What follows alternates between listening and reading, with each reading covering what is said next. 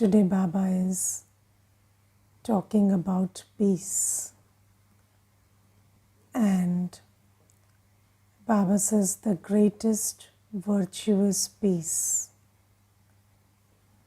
If you ask anybody in the world, what do you want?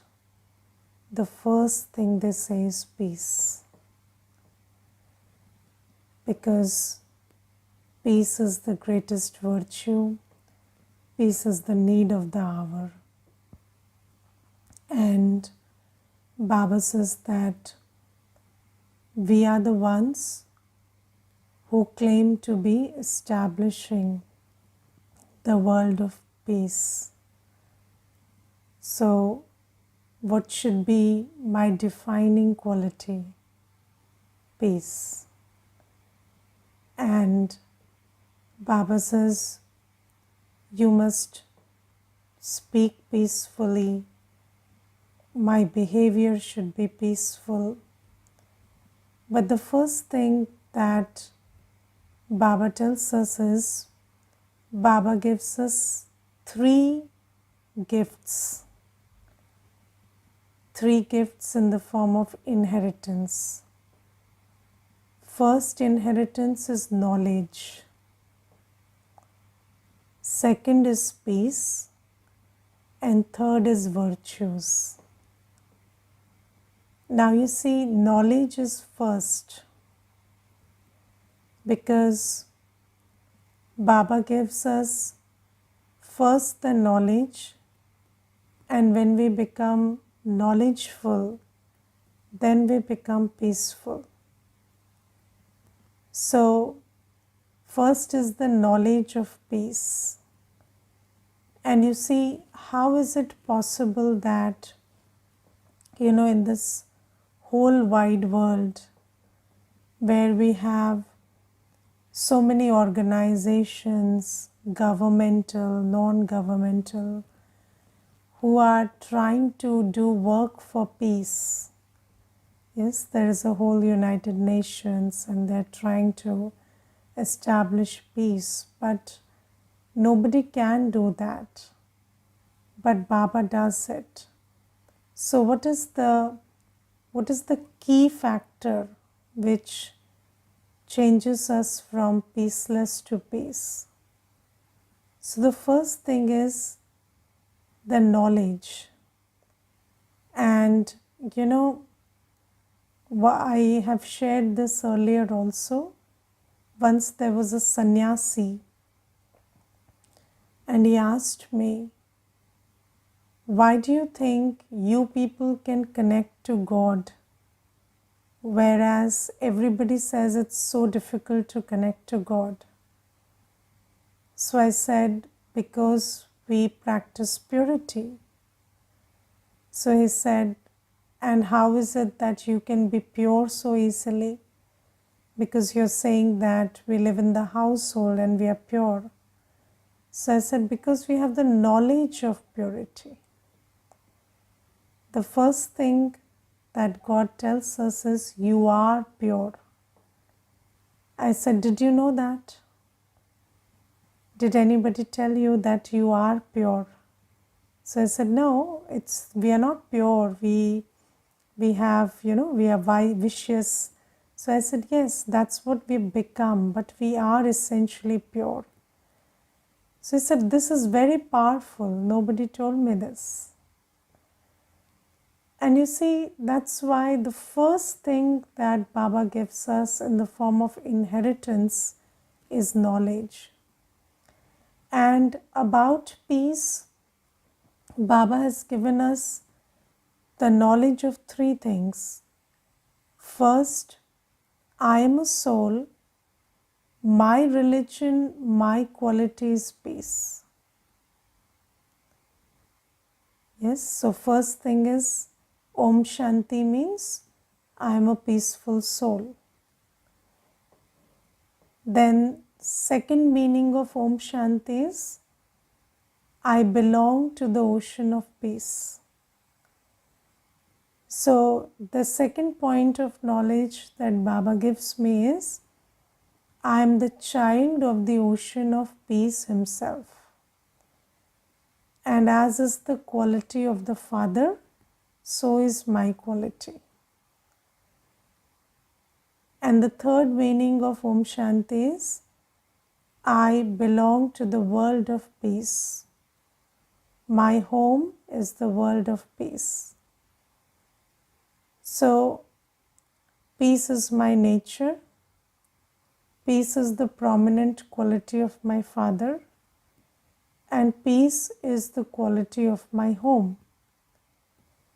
And when you imbibe these 3 points of knowledge, then what are you? You're peaceful. Yes, so the first thing is you have to reflect on this. And you have to reflect on, just like, when you think about anything, I was talking to one sister, and she said, I am suffering from anxiety. And I said, how does the anxiety start? So she said, all of a sudden. So I said, no, just think about what you think that makes you anxious. So she said, yes, it's always something or the other. So I think about something that I can't change, can't control, something that's controlling me, some situation, and then I get anxious. So you see, every feeling begins with a thought. And every thought begins with your focus of attention.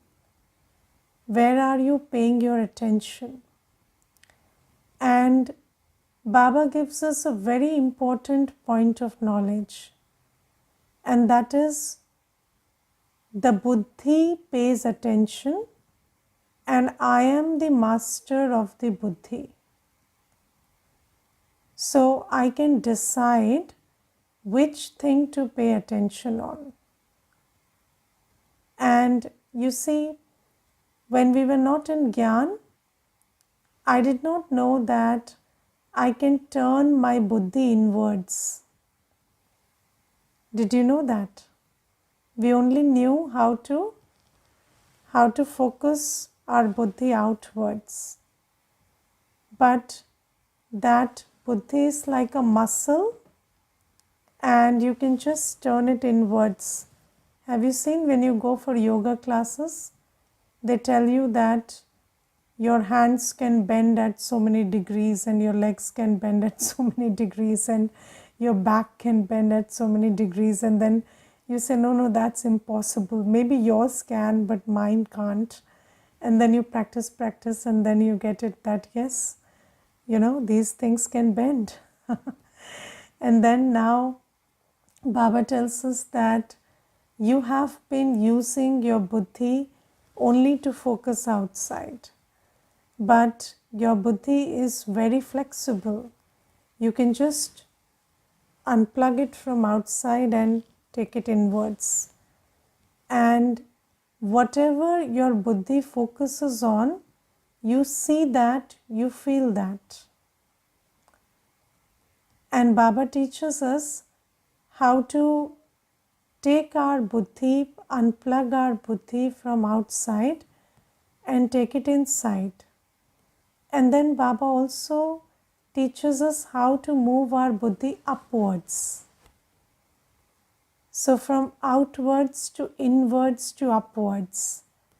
And what is inwards? Inwards, there is the soul, absolutely peaceful.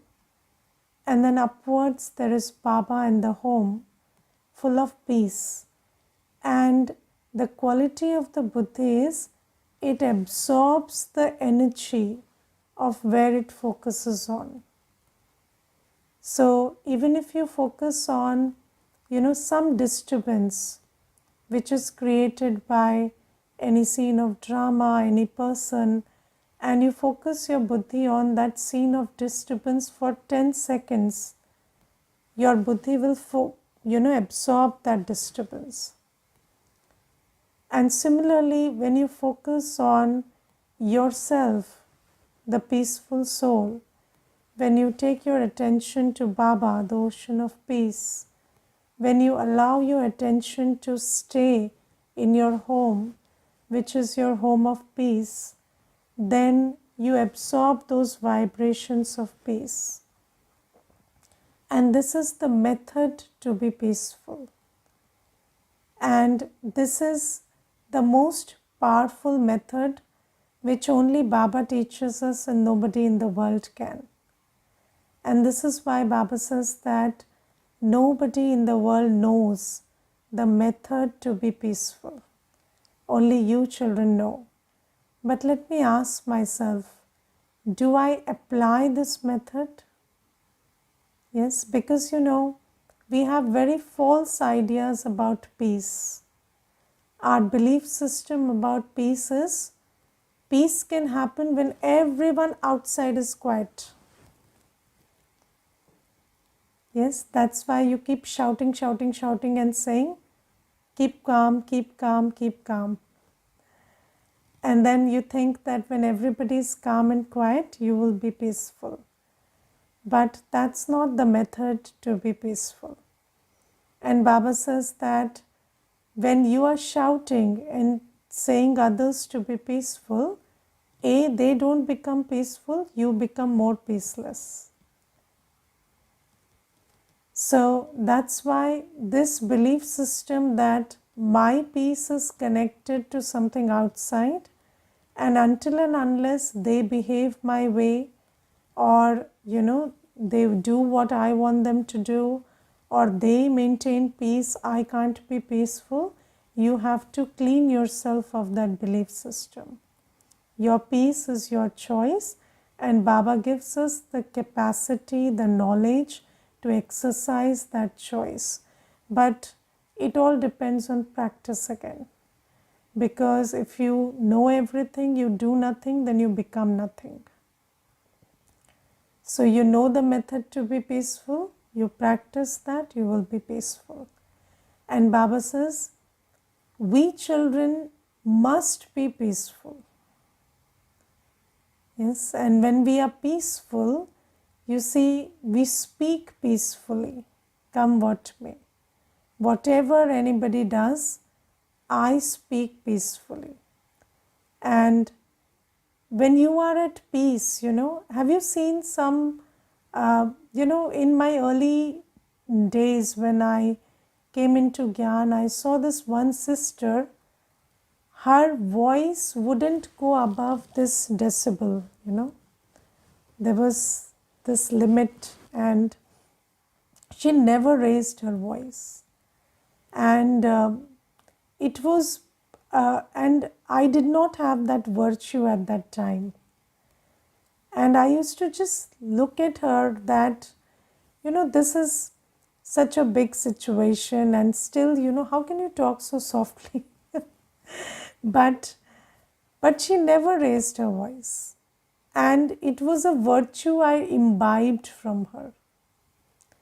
I, of course, with meditation, that virtue built itself, it grew. But then I imbibed it first from that sister. And I remember there was one episode where somebody was just calling out names to her. It was bad, but she just kept saying that, no, it's not like that. And she had no reaction. She just said, it's not like that. And she just kept quiet. And I was amazed. And I asked her, how did you not get angry in such a situation? And then she said, I don't know, I can't. I have never been angry. And this was a virtue that I imbibed from her. And when you have this, so Baba also talks about imbibing virtues. And Baba says that Baba is the ocean of peace, and from Baba and Baba's knowledge we become peaceful. But we also become peaceful when we keep company of those who have virtues. Yes, and Baba says you can imbibe virtues from this picture of Lakshmi and Narayan. And that's very beautiful, because you see, not just when you, so it's all about the buddhi, it's a game of the buddhi. You see, I have seen people who have been with that sister for many years but not imbibed anything. And so it's up to you. You can imbibe virtues, you can imbibe vices, you can imbibe virtues from that one who is living, you can imbibe virtues from a picture also, because it depends on your focus of attention. And many times in the Murli, Baba says that keep looking at the picture of Lakshmi and Narayan. Have you seen that? Baba says in the Murlis that keep looking at the picture of Lakshmi and Narayan and just keep thinking about how you would become like them, and create that image in your mind of how your eyes would be, how your speech would be, how your temperament would be, how your body language would be. And that is the method to imbibe peace. And when you think about the image of Lakshmi Narayan and how they would walk, talk, behave in Satyug, that also makes you imbibe virtues. So even if you don't have a physical sample in front of you, you can think about the picture of Lakshmi and Narayan and imbibe virtues. And Baba says this is how you imbibe the virtue of peace. And you must always be peaceful. Nothing, talk peacefully, behave peacefully, come what may, because that's your quality. And anyways, you behave as you are. That's the law. We always blame others, but the reality is my behavior is a reflection of my personality. And whether you blame somebody, you don't blame somebody, but the fact remains that what you speak, how you behave is a reflection of you, not of what other people did to you to instigate that. So that's something that Baba underlines. And then Baba says that when you're peaceful, you can stay in Baba's remembrance. And the primary objective of this Sangam Yugi life is to stay in Baba's remembrance and burn our sins. But if I am not peaceful, I cannot have Buddhi Yoga with Baba. So I have to pay a lot of attention to being peaceful, to being inward oriented, to stay in my Swadhar, not lose my peace over trivial matters. And when I stay peaceful, I can stay in Baba's remembrance, because the law says when you're soul conscious, when you're at peace, then your Buddhi Yoga is naturally with Baba. And the second thing Baba says is we are establishing the world of peace. So anybody who is peaceless cannot establish the world of peace. And you see, in the world, people use this expression, we will fight for peace. But that's an oxymoron. It can never happen like that. You can never fight and establish peace. So Baba says, you are the ones who are responsible for establishing peace, so you have to be peaceful. And then Baba says today that you always keep company with the virtuous and don't look at anybody's defects, always imbibe virtues from everybody. And you see, there is one or the other virtue in everybody. Yes, so I don't think that you have to sideline anybody or ignore anybody, but just focus on the virtue. So whatever, maybe that person has n number of vices, but they have some virtue. And I remember there was this one brother, and he was 30 years in Gyan, and he was getting angry on something. And then there was somebody else, he said, he's in Gyan for the last 30 years and how can he get angry? So I said, but you focus on the virtue. He said, he has no virtues. He's only in Gyan for 30 years, but no virtues. So I said, but that's the virtue. He's been in Gyan for 30 years. You talk to me after you are in Gyan for 30 years. How many people survive for 30 years? Yes. And do you know that when you're a BK, there are so many storms that come, that if you don't have full faith, you can't survive for 30 years. How you survive or what you become is another story. Just surviving is a big thing. So I said, you talk to me after 30 years. You don't talk to me today.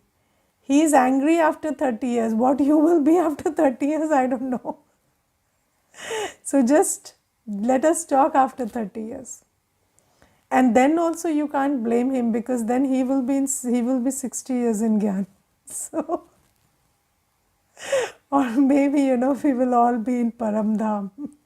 So you see, everybody has virtues. Who doesn't have virtues? But you have to focus on that. And if you focus on that, somebody's, and you see people who fight diseases and stuff, these days people talk about the survival skills. Yes, and if you survive after a cancer or something, that's huge. You fought that whole battle. So everything, surviving, becoming virtuous, becoming powerful, everything is a virtue. If you want to imbibe virtues, you can imbibe from everybody. So Baba says, focus on virtues. And Baba says, become very sweet. You become what you imbibe. If you keep looking at Baba, if you keep looking at the picture of Lakshmi Narayan, if you remember your home, if you keep imbibing virtues from everybody, what will you become? You will become very sweet. Because sweetness is a mix of all virtues. And when you become very sweet, Baba says, you don't need to make effort to make work done. With very little effort, you will be able to make work done. And have you seen that just with the virtue of sweetness, so many souls, they cooperate with you. And I to think that also the 5 elements cooperate with you if you're sweet. They also receive that vibration and they also cooperate with you. So Baba says, just by being sweet, you receive so much cooperation. And I think, just like we don't pay attention enough on the subject of yoga, we don't pay enough attention on the subject of virtues. Because being virtuous can invite a lot of cooperation. When your vibration is sweet, you attract a lot of sweet cooperation from everybody, everyone and everything. And that cooperation makes your life very, it makes your experience of life very happy. So this is also something that Baba says. And then Baba talks about the importance of talking to yourself. Do you talk to yourself? Of course you talk to yourself, but what do you talk to yourself is important. Yes, because if you keep telling yourself, my body is aching here and there and I have this problem and that problem, of course, this conversation most of the time we have with ourselves. about what's wrong and what's problematic and what's not going okay. But Baba says, talk to yourself about your fortune. Talk to yourself about the fact that you have found Baba. Just keep talking to yourself that, oh, I found the Father and I'm claiming my inheritance. And Baba says, when you keep talking to yourself like that, then you are content within, you are happy within, you're brimming with happiness. Happiness is a dish which you cook and eat yourself. So, you cook happiness when you churn about your good fortune. And just think about how fortunate I am that I found Baba, that I found the knowledge that Baba is giving, that I found Baba's guidance, virtues, powers, help, everything. And the more you churn on your fortune, do you talk to yourself like that? That I am the most fortunate? Yes. See, how do you know whether you talk to yourself like that or not? If you speak these words, when you're talking about yourself, if you are speaking this, then of course that's your inner conversation. Otherwise, when you talk to others, if you're always complaining and cribbing, that means that you're not talking to yourself in the right way. And the most important the most conversation that we have is with ourselves. We talk to ourselves the most. So how should you talk to yourself? And we all know the impact of words. Yes, when you say something negative to others, what is the impact? Then how do you talk to yourself negatively? Whether it's the negative about yourself or about others, but it's anyways negative, right? So when you keep feeding yourself with negative stuff, what will your state be? So Baba says, talk to yourself in a manner that makes you appreciate your fortune, makes you appreciate that you have the Almighty as your companion. And Baba says that gives rise to happiness. And where there is happiness, there are no complaints. There are no complaints. Complaints finish when you are happy. There is a very good saying, when you are happy, you don't ask why. So no why, what, these questions don't come when you're happy. So that happiness you arrive at by talking to yourself. And then Baba gives a very good example. Baba says that Brahma Baba used to receive so many news about, many conflicts and many things, because you see, it's a big family and it's not easy to be the, master of this big family. And then so many issues used to come before Brahma Baba. And of course before Shiv Baba also. But did Brahma Baba and Shiv Baba ever get disturbed? No. Why did they not get disturbed? So do you know that in the beginning of the yajna, there also were incidents where a whole center would be burned down, or something huge would happen. Now think about, there's a center. Now Baba's, it's the yajna's money invested in that center, and then it's burned down. And then Baba didn't even have a thought that, it's so much of loss. Because you see, this sense of loss, or somebody defaming Baba, and there was so many news that were written about Baba, but Baba didn't ever feel that this is an act of defamation. So we get affected by defamation, we get affected by loss, right? But why did Baba never get affected? Shiv Baba, Brahma Baba, he never got affected by any news of any kind. And he would always just ignore all of that, and he would be fine and do the needful in that case. So what was the dharana? So Baba tells today that I always thought that what I'm getting, what I'm going to get is limitless. I'm going to be the master of limitless fortune. So let me not focus on these little things. These little things will happen. And do you know that when you are a big businessman, you get used to the small losses. Yes. And I remember, there was this one brother, and he's a builder, and a very big builder. And I asked him once, do you make profit in every time do you make profit? So he said, no, 10% of the time there is loss also, because you buy some property and then you think that it will sell at a very big price, but it doesn't, and rather the cost, you are not even able to recover what you invested. So I said, then how do you manage that? So he said, we focus on the 90%. He said, very interestingly, he said, we focus on the 90%, not the 10%. Sister, 10% will always be there. Can't do anything about it.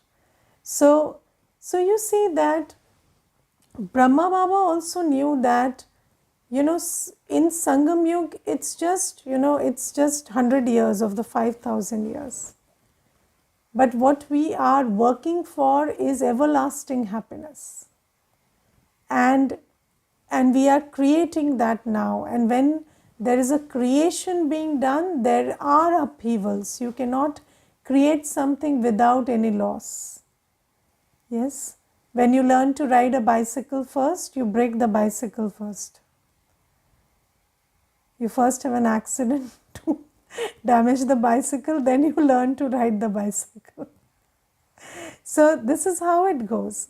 So Baba says, you don't mind the losses, you don't complain when you know that what we are creating and building here is very great. And people are very concerned about the loss of reputation. But you will lose reputation, worldly reputation, when you become a BK. Because the worldly reputation is built on standards of, social standards, moral standards. But, when you become virtuous, those things will go away. But don't mind all that. So Baba says, Baba gives all of these directions, and Baba says, Baba has come to change the world. So let me take it as an opportunity to change myself, imbibe virtues, and when you are happy and content, you are full inside, then you will not mind anything, you will not complain, you will be able to, absorb, or tolerate, not absorb, tolerate all the negatives that come your way, and you will be able to maintain your cheerfulness. So Baba talks about peace, sweetness, and happiness or cheerfulness. And there's a question, if we don't have to complain to Baba, then whom do we complain when we have some issues? You see, even if you complain to Baba, the energy of complaint doesn't give you peace and happiness. Yes, so it's not like, if you're frustrated, go vent it out before Baba, but it doesn't help. So whenever there is complaint, you must understand that it's coming from a place of hollowness inside. So just take care to fill that. And when you fill that, then you will get relief. If you have complaint, you shout at somebody, it doesn't help. You may do that. You may do it with Baba, you may do it with anybody. But it doesn't help. So we are children who are knowledgeful, we find solutions. So if I complain, that's not solving my irritation or whatever I'm feeling inside. So I have to take care to fill myself with Baba's love enough so that I don't have any space for complaint. So that's the solution, and focus on that. And anyways, we do many things when we are not powerful enough, but they create another burden of vikarma. So when we understand that, then we refrain from that and proactively change our sanskars. Okay, Om Shanti.